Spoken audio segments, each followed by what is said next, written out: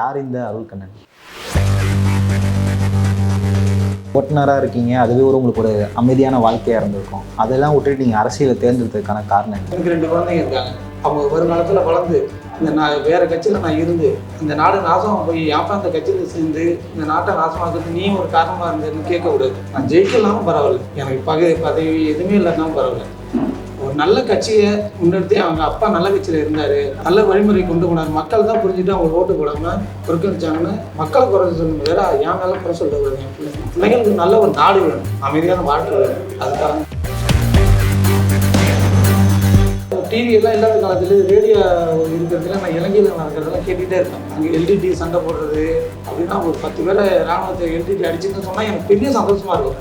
அது என்னென்ன தெரியாது, எனக்கு நான் சின்ன பிள்ளையாக தான் இருந்தேன். இருந்தாலும் ஒரு இன ரீதியான ஒரு உணர்வுங்கிறது அதுதான் அப்பையிலேருந்து எனக்கு வந்துச்சு. கடைசி நேரத்தில் தலைவர் கொண்டாங்கன்னு சொன்னோன்னே அது வந்தோடனே ரொம்ப நொந்துட்டேன். அதுக்கு மேலே அண்ணனோட பேச்சு எல்லாம் நமக்கு ஆறுதலாக இருந்து தீவிரவாதின்னு சொல்லிட்டு இருந்த காலத்தில் எங்கள் அண்ணன் சொல்லி அண்ணன் சும்மா அது வந்து எங்களை எல்லாரும் பெரிய நம்பிக்கை கொடுத்தது.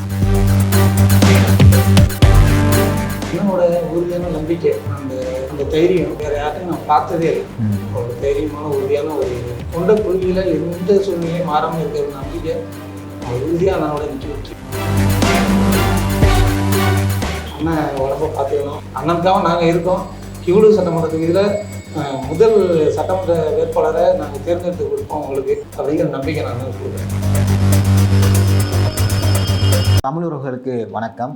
இன்று நம்மோடு நேர்காணலுக்கு இணைந்திருப்பது கீழூர் நாம் தமிழர் கட்சி சட்டமன்ற தொகுதியின் பொருளாளர் அண்ணன் அருள்கண்ணன். வணக்கம்.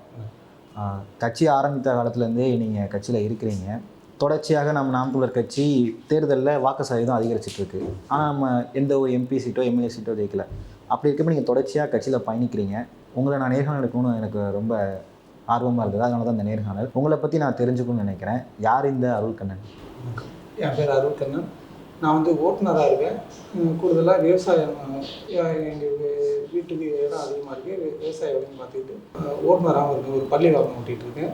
ஒரு கார் ஒன்று வச்சுட்டு அது வாடகை பண்ணிட்டு. இப்போ நீங்கள் ஓட்டுநராக இருக்கீங்க, அதுவே உங்களுக்கு ஒரு அமைதியான வாழ்க்கையாக இருந்திருக்கும். அதெல்லாம் விட்டுட்டு நீங்கள் அரசியலை தேர்ந்தெடுத்ததுக்கான காரணம் என்ன? பொதுவாக எங்கள் வீட்டில் யாருமே எங்கள் தாத்தாவோ அப்பாவோ சித்தப்பாவோ யாருமே அரசியல் பற்றி என்னன்னே தெரியாது. அவங்க வேலை உண்டு வீடு உண்டுன்னு இருப்பாங்க. நான் எனக்கு அரசியல் விருப்பப்பட்டு வந்தது முதல்ல எனக்கு அரசியலில் எனக்கு என்னென்னே தெரியாது. எனக்கும் நம்ம தொகுதி செயலாளர் தான் அதுக்கு முன்னாடி நான் அவரை பார்த்த வியப்பாக இருக்கும். என் வயசு தான் இருக்கும், இருந்தாலும் நான் ஒன்றுமே தெரியல அரசியலை பற்றி. அவர் ஒரு ஆள் பார்த்தீங்கன்னா ஃப்ளெக்ஸ் விட்டுவார், நோட்டீஸ் விட்டுவார், துண்டறிக்கை விடுப்பார், பரபரப்பாக இருப்பார். ஒரு ஆள் தான் எங்கள் ஊரில் இருப்பார். இவர் மட்டுமே கஷ்டப்பட்டு இருக்காரு. ஏன் இவர் இந்த மற்ற கட்சியெல்லாம் இருக்கிறப்ப இந்த கட்சியில் போய் தேர்ந்தெடுத்து பண்ணார் அப்படின்ட்டு யோசி. அதுக்கு பிறகு தான் அந்த யூடியூப் இதெல்லாம் இணையதளம் வர்றப்ப நான் செல்லு வாங்கி இதெல்லாம் பார்க்க ஆரம்பித்தேன். அண்ணனோட பேச்சை கேட்டு எனக்கே வியப்பாக போயிட்டு, எனக்கு இவ்வளோ தூரம் அவர் அண்ணனை பற்றி தெரியாமல் இருந்தது அப்படின்னு சொல்லிட்டு இவரை நான் தொடர்பு கொண்டு ஃபோன் பண்ணி பேசி சொன்னால் அதுலேருந்து கட்சியில் இணைச்சி நிறைய செயல்பட்டு. நீங்கள் நாம் தமிழர் கட்சியில் இணைஞ்சதுக்கு அப்புறமா உங்கள் வீட்டில் என்ன சொன்னாங்க, உங்கள் உறவினர்கள் என்ன சொன்னாங்க? உங்களுக்கு சப்போர்ட் பண்ணாங்களா இல்லை உங்களை விட்டு விலகி போனாங்களா? இல்லை, அவங்க வந்து அரசியலை பற்றி ஒன்றும் தெரியாததுனால இவங்களுக்கு ஒன்றும் தெரியாது. நான் வந்து ரேடியோ டிவியெல்லாம் இல்லாத காலத்தில் ரேடியோ இருக்கிறதுல நான் இலங்கையில் நடக்கிறதெல்லாம் கேட்டுகிட்டே இருப்பேன்.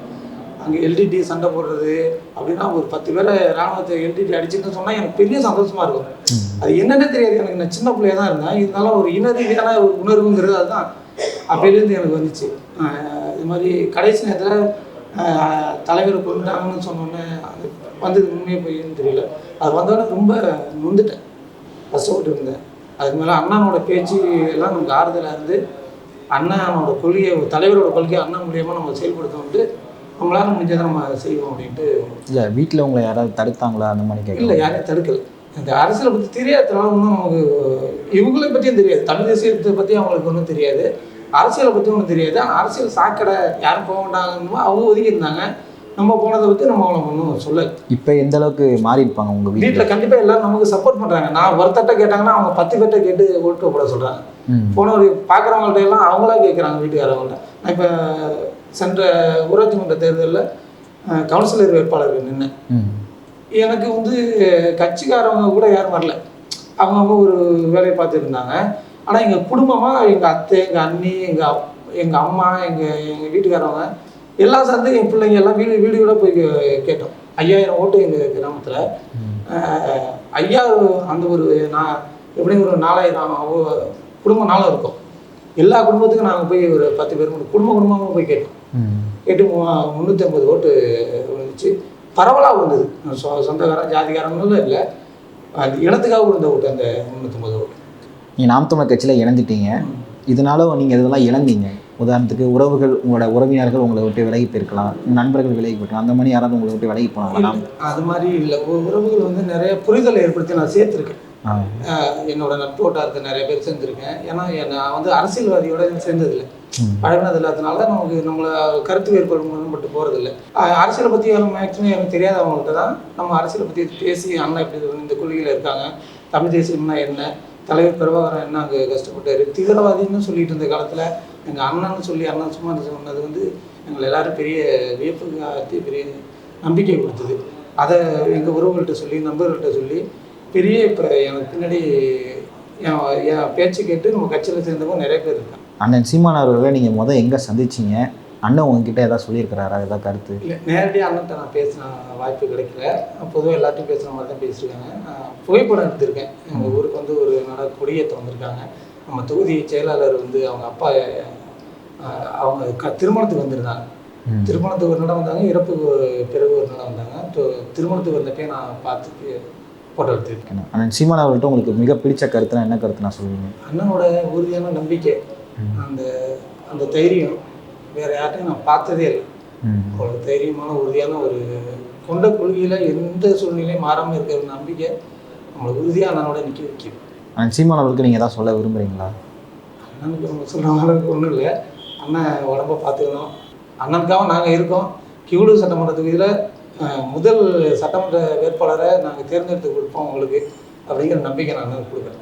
ஓகேண்ணா. இப்போ தொடர்ச்சியாக 15 ஆண்டு காலம் நாம் தமிழர் கட்சி தேர்தலில் இருக்குது. நம்ம எந்த ஒரு எம்எல்ஏ எம்பி ஜெயிக்கலைனாலும் ஒவ்வொரு தேர்தலையும் நம்ம வாக்கு சதவீதம் அதிகரிச்சுட்டு தான் இருக்குது. ஆனால் நம்ம எதுலையும் ஜெயிக்கலை அப்படிங்கிற ஒரு மன வருத்தம் எல்லாத்துக்குமே இருக்கும். அப்படின்னு நீங்கள் தொடர்ச்சியாக கட்சியில் பயணிக்கிறதுக்கும் உங்களுக்கு எது மோட்டிவேஷனாக இருக்குது? ரொம்ப ஒன்றும் நான் இப்போ எனக்கு 2 குழந்தைங்க இருக்காங்க. அவங்க வருங்காலத்தில் வளர்ந்து நான் வேறு கட்சியில் நான் இருந்து இந்த நாடு நாசமாக போய் ஏன்ப்பா இந்த கட்சியில் சேர்ந்து இந்த நாட்டை நாசமாக்குறது நீ ஒரு காரணமாக இருந்ததுன்னு கேட்கக்கூடாது. நான் ஜெயிக்கலாமும் பரவாயில்ல, எனக்கு பதவி எதுவுமே இல்லைன்னாலும் பரவாயில்ல. ஒரு நல்ல கட்சியை முன்னெடுத்து அவங்க அப்பா நல்ல கட்சியில் இருந்தார், நல்ல வழிமுறை கொண்டு போனார், மக்கள் தான் புரிஞ்சுட்டு அவங்க ஓட்டு போடாமல் புறக்கணிச்சாங்கன்னு மக்களை குறை சொல்லணும். வேற என் மேலே குறை சொல்லக்கூடாது. என் பிள்ளைங்களுக்கு நல்ல ஒரு நாடு வேணும், அமைதியான வாழ்க்கை வேணும். அதுக்காக இந்த கட்சியில் அதுக்காக தான் இருக்கும். ஓகேண்ணா. கட்சி உறுப்பினர்களுக்கு நீங்கள் ஏதாவது சொல்ல விரும்புகிறீங்களா? கட்சி உறுப்பினர்களுக்கு அவங்க வந்து எல்லாம் ஒற்றுமையாக இருக்கணும். எல்லாருக்கும் பொருளாதார பிரச்சனை இருக்குது. நேரம் கிடைக்கிறப்ப செல்லு மூலியமாவோ ஃபோன் மூலியமோ எப்படியோ ஒரு விதத்தில் நம்ம கட்சியை வளர்த்துக்கிட்டு போயிட்டு இருக்கணும். காசு இல்லையே அப்படின்ட்டு வேலைக்கு போயிட்டு இருக்கக்கூடாது. வேலை செய்கிற இடத்துல டீ குடிக்கிற டயத்தில் ஒரு 4 பேர்ட்ட அண்ணனோட கருத்தை பற்றி பேசணும். அதை கொண்டு போகணும். எப்படியே கொண்டு போகலாம். நம்ம உறவினர்கிட்ட பேசுகிறப்ப ஒரு திருமண விஷயம் விழாவுக்கு பத்திரிகை வைக்கிறதுனா கூட, மொய்பணம் எழுதுனா கூட நம்ம பேரை போட்டு நம்ம யாரும் நாமக்கல் வச்சுன்னு போட்டு கொடுத்தோம்னா அதை எழுதுகிறவங்க ஒரு நட படிப்பாங்க, அதை பார்க்குறவங்க ஒரு நட படிப்பாங்க. அந்த கட்சியில் நம்ம இருக்குன்னு தெரியணும். கட்சியில் இருக்கிறவங்க உறுதிப்படுத்திங்க, அந்த கட்சியில் நான் இருக்கேன்னு விளம்பரப்படுத்தி சொன்னால் தான் நம்மளை நம்பி 4 பேர் வருவாங்க, பிரபலமாக ஆகும். உங்களோட வருங்கால திட்டங்கள் என்னென்னா உங்கள் சட்டமன்ற தொகுதியில்? சட்டமன்றத்துக்கு தான் நம்ம சொன்னது தான்.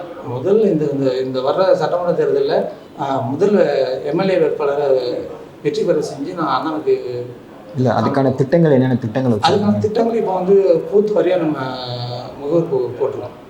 நம்ம எல்லாம் ரெடி ஆகிட்டு 203 பூத்து இருக்கு நம்ம கீழூர் சட்டமன்ற தொகுதியில் எல்லாருக்கும் முகவரி போட்டாச்சு. அதுக்கான வேலைகள் நடந்துட்டு. நீங்கள் வருங்காலத்தில் இன்னும் நிறையா உயரத்துக்கு போகணுன்னு சொல்லி வாழ்த்து தெரிவிச்சுக்கிறோம். எங்களோட இணைந்து பல்வேறு கருத்துக்களை பகிர்ந்தமைக்கு நன்றிண்ணா.